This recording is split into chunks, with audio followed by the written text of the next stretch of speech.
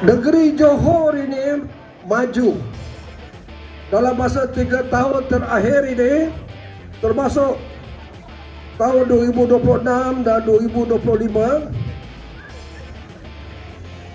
kerana usaha kerjasama Kerajaan Pusat pimpinan Datuk Seri Anwar Ibrahim, kabinet di sana. Misalnya pada tahun lepas 110 bilion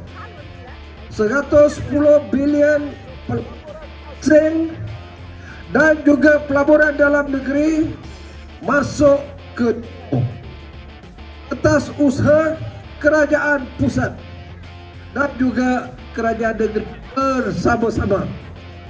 Berapa banyak projek yang telah ada di Johor pada tahun lepas? Sebanyak 348 projek yang baru pada tahun 2025. Banyak lagi boleh diceritakan, satu malam pun tak habis.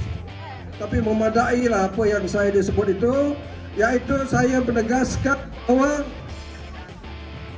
kerajaan negeri Johor perlu dari kerajaan pusat.